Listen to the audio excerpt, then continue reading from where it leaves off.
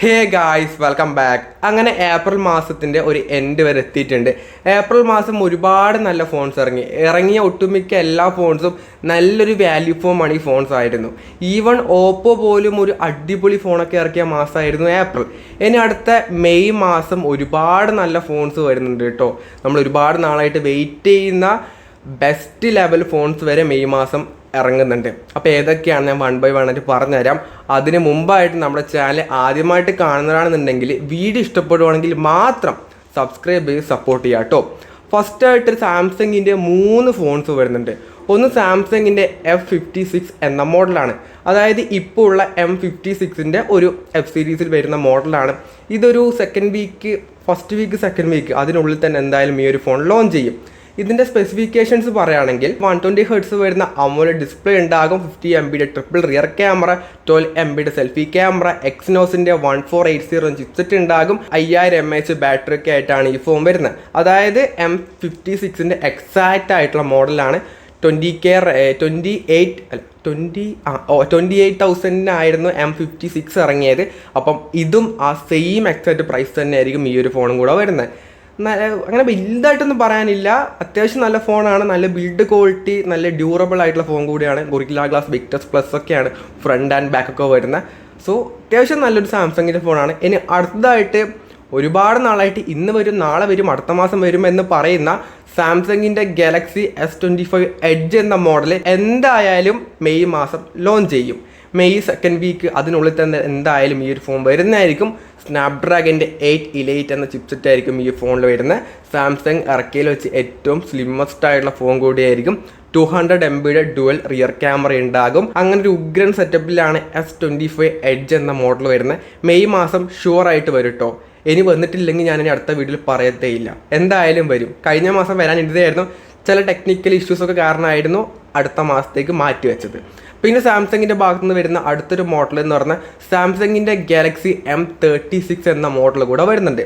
അതായത് M35യുടെ ഒരു പുതിയൊരു മോഡലാണ്. പക്ഷേ ഈ ഒരു ഫോണിൽ യൂസ് ചെയ്യുന്ന ചിപ്സെറ്റ് എന്ന് പറയുന്നത് M35 ഉണ്ടായ സെയിം ആയിട്ടുള്ള എക്സിനോസിൻ്റെ 1380 എന്ന സെയിം ചിപ്സെറ്റാണ് ഈ ഒരു ഫോണിൽ വരുന്നത്. സോ 20K റേഞ്ചിൽ വരുന്ന മോഡലാണ്.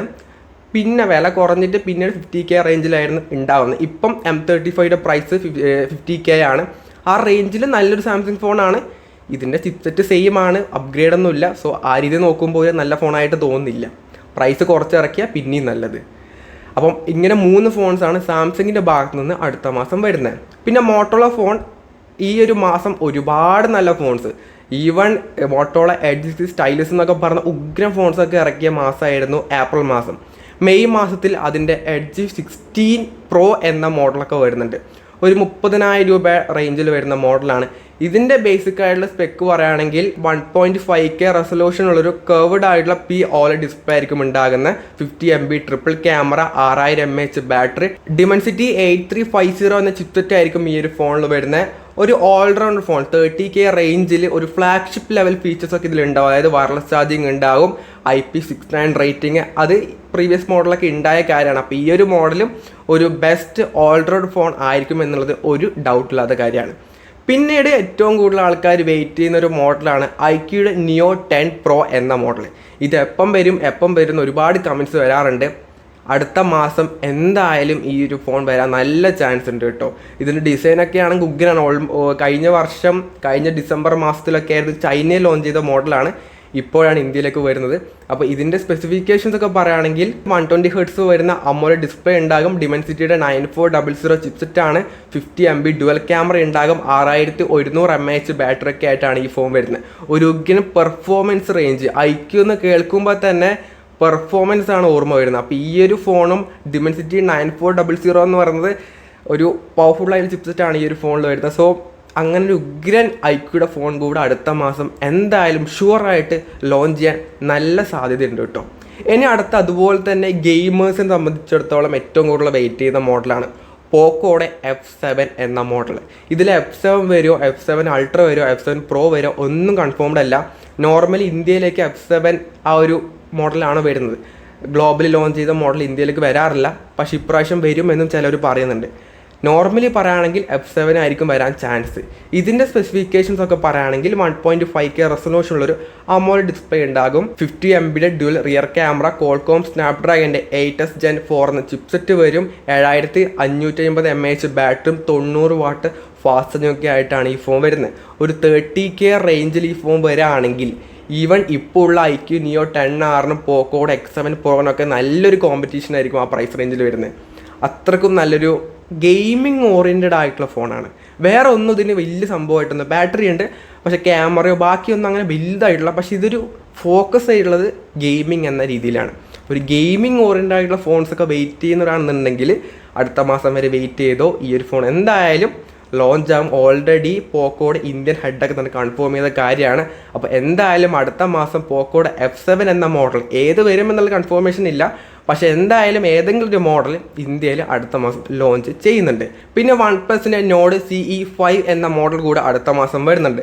ഇതിൻ്റെ ബേസിക് ആയിട്ടുള്ള സ്പെക്ക് പറയുകയാണെങ്കിൽ 120 Hz വരുന്ന ഫുൾ HD ആയിട്ടുള്ള ഡിസ്പ്ലേ ആയിരിക്കും ഉണ്ടാകുന്ന, 50 MB ട്രിപ്പിൾ ക്യാമറ ഉണ്ടാകും, Dimensityയുടെ 8350 ചിപ്സെറ്റ്, 7100 mAh ബാറ്ററി ഒക്കെ ആയിട്ടാണ് ഈ ഒരു ഫോൺ വരുന്നത്. ഇപ്പോഴത്തെ ഒരു ട്രെൻഡ് എന്ന് പറയുന്നത് ബാറ്ററിയാണ്.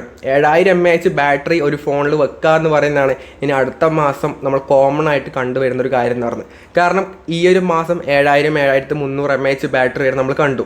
ഇനി അടുത്ത മാസം അതുക്കും കൂടുമോ, അല്ലെങ്കിൽ ഒട്ടുമിക്ക എല്ലാം ഇനി ഇറങ്ങാൻ വേണ്ടി പോകുന്ന ഫോൺസ് എല്ലാം ഒരു 7000 mAh ലെവലിലേക്ക് എത്താൻ നല്ല ചാൻസ് ഉണ്ട്. ഒന്നുമില്ലെങ്കിൽ 6000 mAh 6500 mAh ബേസിക് എന്ന ലെവലിലേക്ക് വന്നു. ഇത്ര നാളും 5000 mAh ആയിരുന്നു ഉണ്ടായത്. ഇനി വരുന്ന ഫോൺ 7000 7500 ആ റേഞ്ചൊക്കെ കാണാൻ വേണ്ടി പറ്റും. നല്ല ബാറ്ററി ലൈഫുള്ള ഫോൺസ് ആയിരിക്കും ഇനി ഇറങ്ങുന്ന എല്ലാം. അതുകൂടാതെ സ്ലിമ്മും ആയിരിക്കും. അപ്പോൾ ഇത്രയും ഫോൺസാണ് അടുത്ത മാസം നമ്മൾ എക്സ്പെക്റ്റ് ചെയ്യുന്നത്. ഇത് കൂടാതെ ബഡ്ജറ്റ് ലെവലിൽ വേറെ ഒരുപാട് ഫോൺസ് എന്തായാലും ലോഞ്ച് ചെയ്യും. അതൊക്കെ ആ ഒരു പെർട്ടിക്കുലർ ടൈം പീരീഡിലാണ് അതൊക്കെ അനൗൺസ് ചെയ്യുന്നത്. അപ്പോൾ ആ സമയത്ത് നമ്മൾ അതിൻ്റെ വീഡിയോ ഒക്കെ ചെയ്യുന്നതായിരിക്കും. ഫോളോ ചെയ്ത് വെക്കുക കേട്ടോ, സബ്സ്ക്രൈബൊക്കെ ചെയ്ത് വെക്കുക. ലേറ്റസ്റ്റ് ആയിട്ടുള്ള എല്ലാ കണ്ടൻറ്റും നമ്മൾ അപ്പോൾ ചെയ്യുന്നതായിരിക്കും. അപ്പോൾ ഈ ഒരു വീഡിയോ യൂസ്ഫുൾ ആണെങ്കിൽ ലൈക്ക് ചെയ്യുക, ഷെയർ ചെയ്യുക, സബ്സ്ക്രൈബ് ചെയ്യുക. So it's fund signing off. By.